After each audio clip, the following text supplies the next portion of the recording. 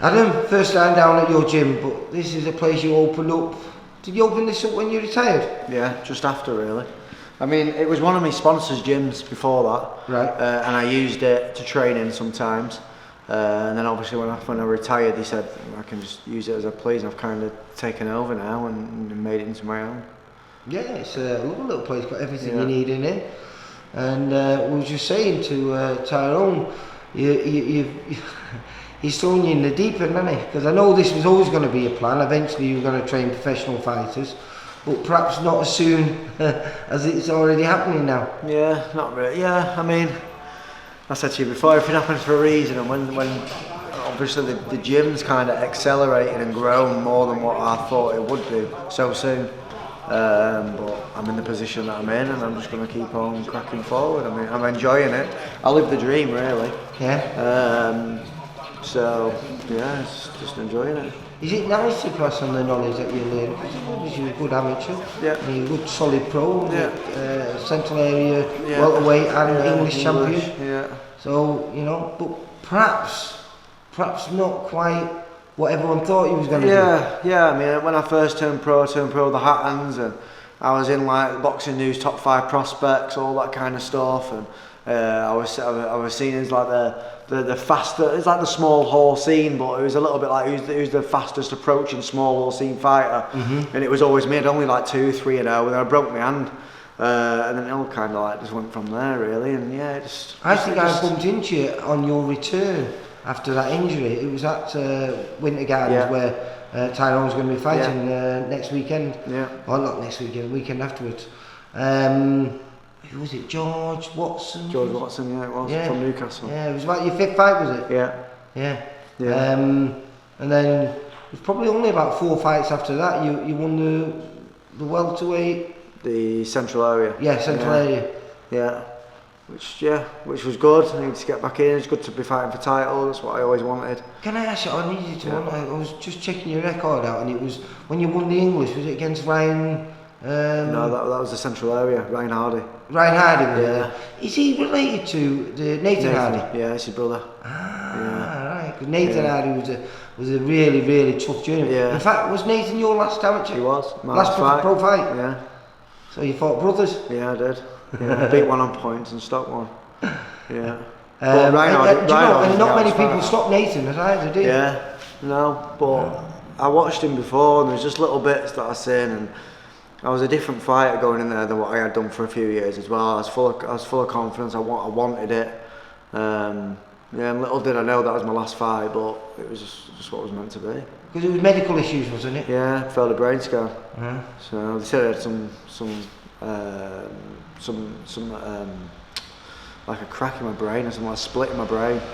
But that must have been frustrating because you spent about 18 months fighting that, so you could have that fight. Yeah, I did. But now I understand it a little bit more now, and understand that it was my drive. There's something in me that was pushing me forward all the time. And now I've retired from boxing, I understand it more because I've still got that same drive. So nothing's changed. I've just focused on being a coach now and making this gym the best I can do. Because I always bump into you, the young kid who was here before. What's his name? Marshall. Yeah, he's only what 12? 12. Yeah, you take him to all the shows with you, don't you? And hopefully he's going to have his first amateur fight soon. Yeah. So I just enjoy making other people happy through something that's made me happy. Because I understand that enjoyment, and at the end, they can be whatever they want to be. These kids, they could be world champion. Who knows? But it's my job to kind of like mentor and guide them towards that. And it's just all it is just making people realise their potential. That's my job now. There's nothing to do with me. I'm just there to make you realise your potential. I'm just there. I'm just going to get you there. And what do you do in this place then? Is it like do because it says professional boxing out here, obviously that's happening now because of Tyrone. Yeah, I've got every level in here, from beginners, 5-year-old children to 50-year-old that's done it for all their life, or obviously now pro athletes. I've got everything, women, men, it doesn't matter. I've got 2 other coaches that are here as well. So this keeps you busy. keeps me Because very I was busy. going to say, what is your life after boxing? But obviously, there's not, because it's still boxing. No, I know, and but I love it, and I won't do anything. I'm just lucky that I'm able to live my passion and give it to other people. Well, this passion, now it's been brought forward, we was talking about, because Tyrone came to you, would have been middle of March, would it, this year? Yeah. So you've been with him, what, about 7 weeks, 8 weeks 7 now? weeks, yeah. Does he excite you? Yeah, he's got the potential to. You know, he's got the potential. He's to carry on working hard, listen, apply what he's doing. There's absolutely no point if you're not going to apply what you're getting taught, because then you're only going to stay where you are. So I'm constantly looking at what's next, and that's the most important thing, because I want him to be successful. For me, in a way, this is an experiment. You know, can I do it? Can we do it? It's an experiment. So I'm interested. I'm going to put 100% in, see where we get to. It's interesting for me. The way I'm coaching him, I've never been I'm not coaching him the way I've been taught. No, but I suppose it's good, because obviously Ty's been under a few different coaches. You know, I first met him down at Carl Lindsay's, then at the Jennings gym, then with Andy Abro, now he's with you. That's good for him, because I presume it's helped him to find himself, because not the most experienced kid. I think, was it 10 amateur fights, 3 pro fights. But that must be also good for you, because I presume he's a bit like a blank canvas, isn't he? He is, and I'm kind of putting my stamp on it. But it's more just getting him to understand what he is. Southpaw, you know, he's got long arms, he can punch hard, and it's getting him to understand what he is. And then once you get that understanding of what you are, then understand how to use it. So I've got method behind everything I do. I think I don't just do something for doing its sake. There's got to be method behind it, and that's what I'm trying to give him. Like, even just to understand other fighters and what they do and why they do it. I think that's really important, because ultimately, when you get in there, I'm in the corner, but you're there by yourself. And I need him to be able to think on his toes, because good fighters, they adapt to what's in front of them. And ultimately, that's what will help Tyrone go through the levels. Really, each level of fighter is different. They think differently. They're a little bit more on it. They can think faster. They can react a lot faster. And Tyrone's got to be ready for that, because his lack of experience is a little bit behind that at the moment. But he will get it going. You know, I have high expectations, and I have high standards as well. So I know what I expect. And I suppose it's good for you, because you're a Blackpool boy. So you know everyone around here, you know all the gyms around here. So I presume you can get your foot in the door and in anyone, wherever you need to take him. I've been all over the place. Liverpool, Manchester, I've been everywhere. So thankfully, I've always met plenty of people and networked, as you'd say. Back when I was a fighter, I didn't realise I was doing it. But now I know.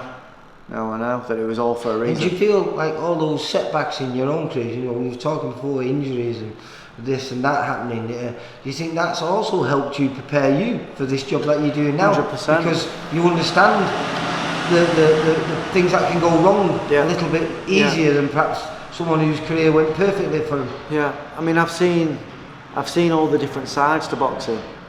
You know, I've seen the business side, I've seen the fighter side, I've seen the manager's side, I've seen the trainer side. I understand each one. See, when I was boxing, I was quiet and I never really said much. But what I was doing, I was observant, and I'd watch and listen. You know, when people thought I wasn't there, I really was. That's a good thing. It was a bad thing when I was a fighter, because I used to know too much about what was going on. And it didn't help me. But now, as a trainer, I've now got that understanding of the game I'm in. So it explains you know the whole picture now. I think I do know the whole picture. I don't know everything. I'm willing to learn. So that's why it's important for both of us to go round to all the different gyms. Him as a fighter and me as a trainer. They're two completely different things, but we've still got to be observant. We've still got to listen and learn and see what's going on around us. That's how we become better. High expectations for Ty? Pardon? High expectations for Ty? I hope so. I think so. He's just got to keep working. I can see a way of how I want his style and how I want him to be effective with that style to be. Time will tell. Well, that will start again for fight number 4. Absolutely. 14th of March, we'll see him down there, we'll see you down there. And that's what I'm happy about, I get a chance to see you more often on the circuit. Yeah, I know, you'll see me about, so... It was always at the gyms where I seen you, but now you're going to be backstage, preparing all the fighters and being part of the team, and I presume that's going to be good for you, isn't it? Well, I get a buzz out of it, I love it. As a fighter, like, the emotions I used to struggle with. Whereas now, as a coach, you still get them same emotions, but just not quite as intense. But I need to know before we go in that we've done everything we can do to win. The ultimate aim, as I said before, is the way I train Tyrone, the way I train everybody, to knock people out. That's what I want. That's what I need, and that's what everybody needs. People watching on TV, the bums on seats when they're going to watch the fight. Everyone wants to see a knockout. I always say, if you can get everyone after you fought, if everyone goes home talking about your fight, then you've been a success. Exactly. So that's what you need to be able to do. You want people to say, I liked him. And if you didn't knock him out, it wasn't through the lack of trying. Exactly. I can't ask for any more than that. No. Well, listen, Adam, I'll see you on the 14th, mate. Yeah. Like I say, I hope this place goes well for you. We're in a little bit of a refurbishment, aren't we, mate? So I'm getting all the new this is all getting redone. So I'll be glad when it's done. I've got a few more bits to put up, but hopefully in the next 2 weeks it'll be finished. Well, you've got some nice equipment in here, mate. Yeah. Spoiling them. I wouldn't have it any other way, I love it all. You take care, kiddo. No, see you soon. Bye. For all boxing info, news and latest interviews, amateur and pro, across the north, click and subscribe. VIP Boxing Promotions. Also, Twitter, Instagram and Facebook.